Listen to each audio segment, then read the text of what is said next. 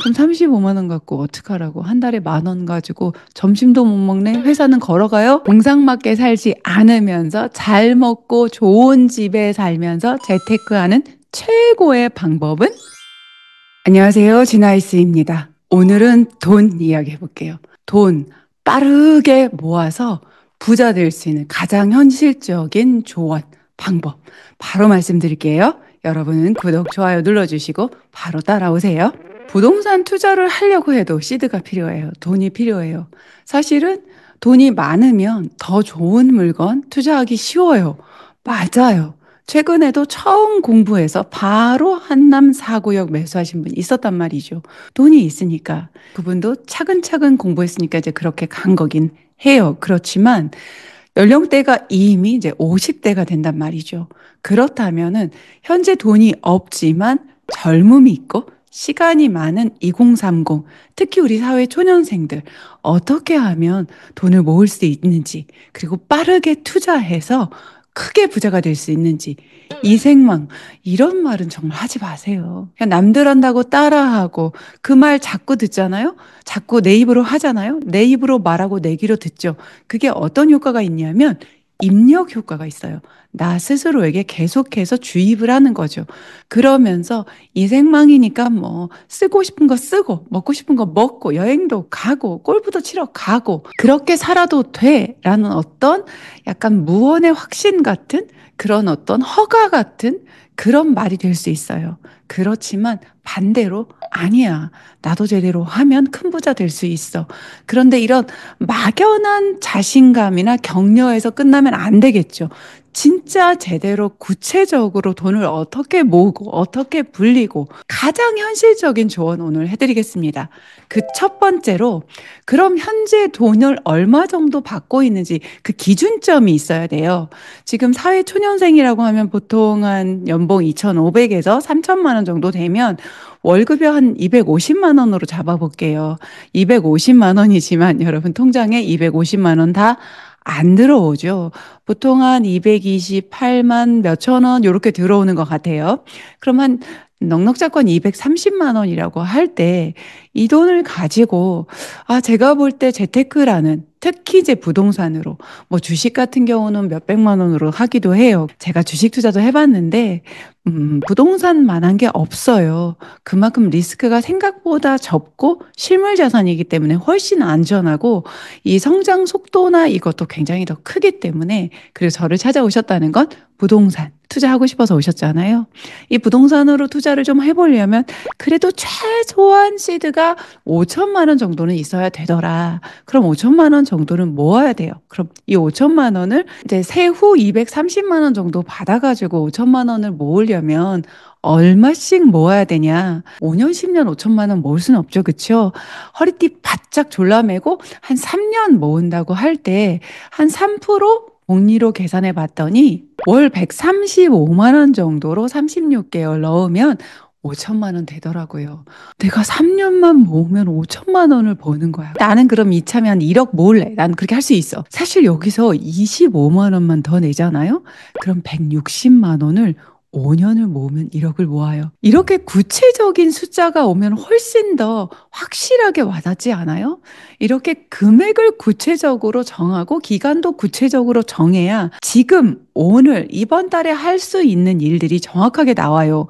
막연하게 돈을 아껴야 돼서 오늘 점심 15,000원짜리 먹고 싶은데 12,000원짜리 먹고 브랜드 커피 안 마시고 막 이런 구체적인 일들을 할 때 그냥 막연하게 힘들고 속상한데 이렇게 구체적인 숫자가 나와주면 그것을 해야 되는 의미가 생겨서 훨씬 더 하기가 수월해져요. 그런데 사실은 아까 실수령액 230만 원에서 135만 원을 빼면 한 달에 쓸 수 있는 돈이 95만 원. 어떻게 95만 원 갖고 사냐고요. 월세를 아무리 싸게 원룸을 얻어도 직장 가까운 곳에 월세 한 50만 원 정도는 돼야 좀 쓸만한 집 나오던데 월세만 나갑니까? 아무리 작은 원룸도 빌라도 관리비 나가요. 관리비 6, 7만 원 내고 내가 쓰는 전기세, 가스, 그리고 인터넷 비용까지 블라블라블라 붙어버리면 그것만 또 한 15만 원 내야 되니까 주거비로 한 6, 70은 그냥 나간단 말이에요. 그럼 35만 원 갖고 어떡하라고? 한 달에 10,000원 가지고 점심도 못 먹네? 회사는 걸어가요? 이렇게 된단 말이죠. 제가 분명히 오늘 처음에 뭐라고 했어요? 가장 빠르게 돈 모으는 가장 현실적인 방법 알려준다고 했죠. 이게 뭐가 현실적이냐? 그 방법은 바로 뭐냐면요. 부모님 집에서 출퇴근하세요. 아니, 이게 무슨 소리야.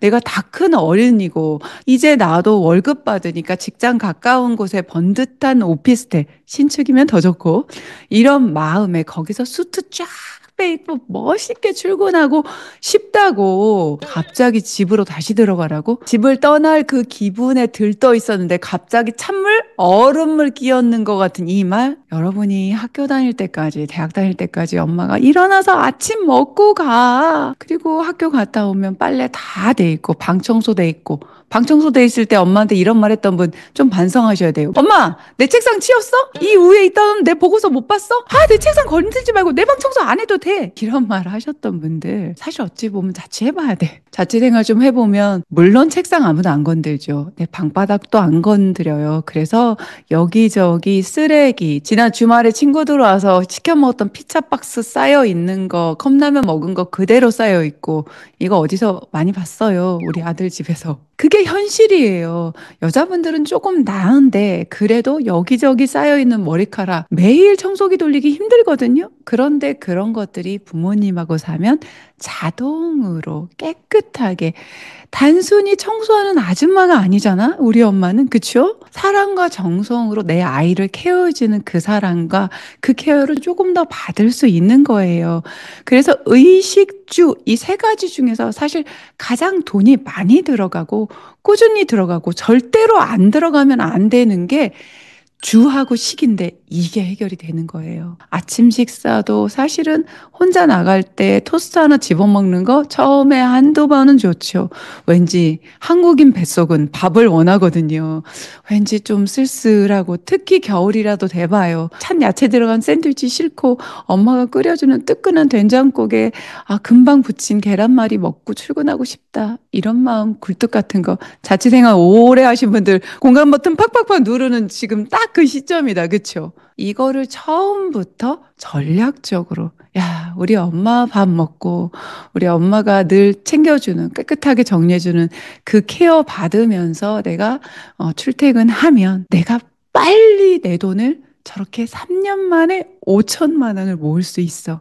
조금 더 노력하면 5년 만에 1억도 모을 수 있는 거야. 이 마음을 가지고 가면 집에서 출퇴근하는 게 그렇게 어렵지 않을 거예요. 그러면서 5천을 모은다고 할 때 95만 원? 그렇게 작은 돈 아니에요. 출퇴근하는 교통비에다 점심값 정도, 그리고 꼭 필요한 옷값 정도만 내면 되기 때문에 갑자기 여유가 확 생겨요. 그럼 여러분, 이제 돈 좀 버니까 부모님 생활비? 아니요. 생활비는 좀 과하고요. 부모님 각각 따로 용돈 드리세요. 엄마가 주로 다 해주시지만, 그리고 두 분이 알아서 나눠 쓰시겠지. 그래도 저는 느낌은 다를 것 같아요. 엄마 통장, 아빠 통장에 각각 용돈을 드리시는데, 기준을 처음부터 잘 잡으셔야 돼요. 지금부터 드리는 용돈은 결혼을 해도, 또 그 이후에 내 자녀가 태어나고 아무리 어려워도 이 돈보다는 줄이지 않겠다. 이 생각을 꼭 하세요. 그래, 주거비도 아낀데 우리 엄마 통장에 한 50만 원씩 팍 꽂아드리면 안 될까? 너무 착한 아들, 딸인데 이런 얘기하면 우리 부모님 세대들이 싫어하시려나? 근데 제가 이걸 이야기하는 그 이유를 들으시면 싫어하지 않으실 거예요. 왜냐하면 여러분이 지금 막 한 30만 원, 50만 원을 드렸어. 그리고 연말 보너스라고 막 300% 나왔어. 대기업 다니면 300%, 400% 나오잖아요. 그래가지고 막 목돈이 들어오니까 엄마 기분이다. 신세계로 나와? 그러면서 카드 싹 긁어가지고 명품백도 하나씩 턱턱 세봄에는 딱 또 전체 또 정장 한 벌 뽑아드리고 막 이렇게 했다. 그런데 결혼 준비하고 결혼하더니 그 생활비 뚝 끊기고 명품백은 커녕 그 시장 바구니 하나 안 사주고 한 벌 예쁜 옷은 커녕 티셔츠 쪼가리 하나 안 사오는 아들, 딸이 돼버린다? 사실 그게 인색해지는 게 아니라 아이들 키우고 하다 보면 그렇게 될 수밖에 없는데 부모님 입장에서는 꼬박꼬박 생활비 30, 50씩 들어오다가 그게 끊어지면 오히려 이거 너무 괘씸한데 이런 생각 들고요. 결혼하더니 지집밖에 몰라? 이러면서 서운함이 확 들어올 수 있어요. 왜냐하면 꼬박꼬박 생활비가 들어오면 그 돈을 기반으로 부모님도 생활하는 기준을 삼아 버리게 되거든요. 그래서 꼬박꼬박 드리는 돈은 처음부터 그 돈보다는 적게 드리지 않는다는 그 정도 금액 이상을 드리지 마시고 그 부분에 대해서 부모님께 설명을 드리세요. 엄마, 아빠, 나 사실 알뜰하게 빨리 돈 모아서 부모님 도움 받지 않고 나 결혼 준비도 하고 내 집 마련도 하고 싶어서 그래. 엄마, 아빠 너무 서운해하지 마세요. 혹시 이런 얘기하는 아들, 딸 있다면 부모님 세대 여러분 서운하십니까? 엄청 예쁘죠. 업어줘야 돼요. 아주 네가 철이 제대로 들었구나. 도대체 누구 때문이야? 그 맨날 보는 진아이스 때문이야? 이러실지도 몰라요. 네, 이 정도만 됐으면 자녀분 제대로 키우신 거예요. 그러니까 여러분 너무 걱정하지 마시고 부모님께 용돈 수준으로 꼭 이건 드리세요. 그리고 주말에도 그냥 누워서 시체놀이만 하지 마시고 집안일도 좀 도와주시고 그렇게 하시면 너무 좋겠습니다. 네, 이제 돈이 마련이 됐어요. 3년이 지나고 또 혹시 5년이 지났어. 5천만 원, 1억이 마련이 됐어. 그럼 이제 진아이스가 책임져야겠네. 그죠? 어디에다 투자할지. 그럼 이번에는 머리띠 띄고 이제 제대로 재테크 공부를 해보면 될까요? B 아니에요. 그때 공부하시면 안 돼요. 지금 돈을 처음 모으는 지금 첫 적금을 붓는 그때부터 공부를 같이 하세요. 아, 그러면 한 500 모아가지고 불려서 한 1000만 원 만들고 뭐 이런 걸 가르쳐 주려고 하나? 아니요. 저는 한 3천, 5천 정도 모을 때까지, 사실 최소한 5천 모을 때까지는 그 돈을 가지고 뭘 해서 뭐 주식이나 코인에서 불리고 이런 건 안 하셨으면 좋겠어요. 사실 어지간한 실력 가지고는 이걸 주식이나 코인으로 큰 돈을 벌기가 쉽지 않아요. 가장 단단한 기반은 사실 부동산인데 부동산은 시드가 많이 필요하잖아요. 그래서 열심히 돈을 모으는 동안 같이 해야 될 것. 아까처럼 부모님 집에서 다니다 보면은 오히려 돈이 되게 여유 있어지거든요. 그 돈을 재테크 공부하는 데 좀 투자하세요. 너무 비싼 강의 그런 거 매달 듣고 그러지 마시고 유튜브로 공부하거나 뭐 멤버십 같은 거 좀 저렴하잖아요. 그런 공부 좀 하다가 정말 꼭 들어야 되겠다 하는 것들은 보너스 탈 때쯤 한 번 정도 결제해서 공부하시면서 차근차근 공부를 하면서 제대로 된 큰 그림. 아, 나는 그럼 5천 정도 모으면 여기 정도 입지에다 요런 물건을 좀 사서 전세로 세팅을 해야겠다. 요런 그림을 공부하면서 만들어 가면 어떤 변화가 있냐면 돈 아낄 때, 남들 골프 치러 갈 때, 남들 해외여행 갈 때, 난 주말에 책가방 메고 학생 때처럼 도서관으로 공부하러 갈 때, 강의 들으러 갈 때 결코 꿀꿀하지 않아요. 그래, 너 갔다 와. 난 있잖아, 5천 생긴 거 가지고 2억, 3억 만들 자신 있거든. 그래서 절대 꿀꿀하지 않고 인스타에 올릴 멋진 사진 하나 찍으려고 비싼 브런치 카페 가는 친구들 하나도 안 부러울 수 있어요. 그래서 차근차근 돈 모으기와 재테크 공부를 같이 시작하시면 돈을 모은 시점에 내가 투자할 곳을 찾으시게 돼요. 그런데 내가 5천만 원을 딱 모은 그 시점에 시장이 안 좋아. 너무 이미 많이 올랐거나 시장이 불황이야. 그럼 어떻게 해요? 그럼 그때까지 차근차근 공부했다면 추가로 돈을 더 모을지. 그리고 사실 여러분이 생각하는 시장이 안 좋다, 하락장이다. 그때가 더 좋은 기회인 건 계속 공부하시면 자연스럽게 알게 되실 거예요. 처음에 투자하려고 딱 들어섰는데 그때가 하락장이다? 그럼 무서워서 투자 못하지만 꾸준히 3년, 5년 공부하신 분들은 그 시장의 가치를 제대로 파악하실 수 있어요. 이 부분은 제가 항상 함께 도와드릴게요. 네, 오늘은 정말 제대로 부자 되기 위해서 밟아야 되는 제대로 된 현실적인 프로세스에 대해서 말씀을 드리고 그 중에서도 누구나 원하지 않을 법한 조언을 제가 드렸어요. 오늘 내용 한번 정리해 볼까요? 빠르게 돈 모아서 큰 부자 되는 가장 현실적인 조언. 첫 번째, 먼저 돈을 모으세요. 구체적인 금액과 기간을 정하세요. 3년에 5천만 원, 아니면 5년에 뭐 1억. 이런 식으로 구체적으로 정하면 매달 불입해야 될 금액이 나오죠. 135만 원, 160만 원. 요렇게 정해지면 이 돈을 떼고 나머지 금액으로 생활을 하시는 거예요. 그래야지 이번 달에 안 사야 되는 것들이 더 정확해져요. 이번 달 이 돈 안에서 살아야 되는데 이걸 오버해서 사면 이번 달 적금을 넣을 수가 없다.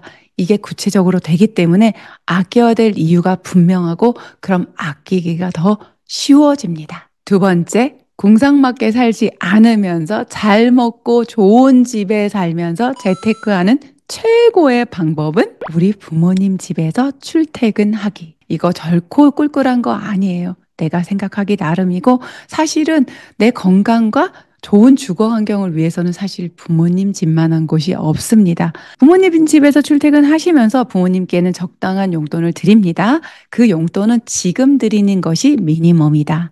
앞으로 이 금액보다 줄이지는 않겠다.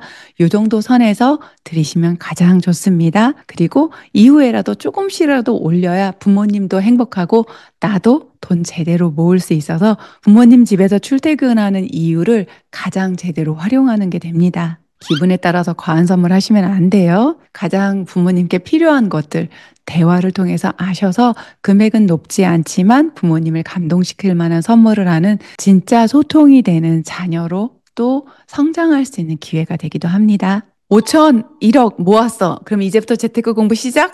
하면 안 되고요. 돈을 모으기 시작할 때부터 첫 달 적금 들어갈 때부터 그때부터 공부하셔야 됩니다. 그러면서 내가 어떤 물건으로 어떤 분야에 어떻게 투자를 할지 그걸 처음부터 차근차근 공부해 가고 그곳을 찾아가는 여정을 돈 모기하고 같이 해가는 거예요.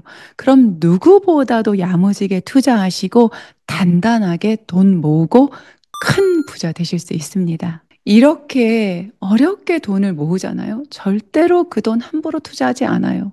그냥 아무한테 물어봐서 저보다 전문가시니까 제가 이거 얼마나 어렵게 모은 돈인데요 하면서 떡 맡기고 그 사람 말 한마디에 전 재산을 몰빵하는 그런 어리석은 투자는 안 하게 됩니다. 여러분, 재테크 공부 정말 끝이 없어 보이지만 한 발 시작하면 시작이 반이고요. 그 걸음을 멈추지 않으면 곧 저처럼 투자 제대로 하는 찐 투자자 되실 거예요.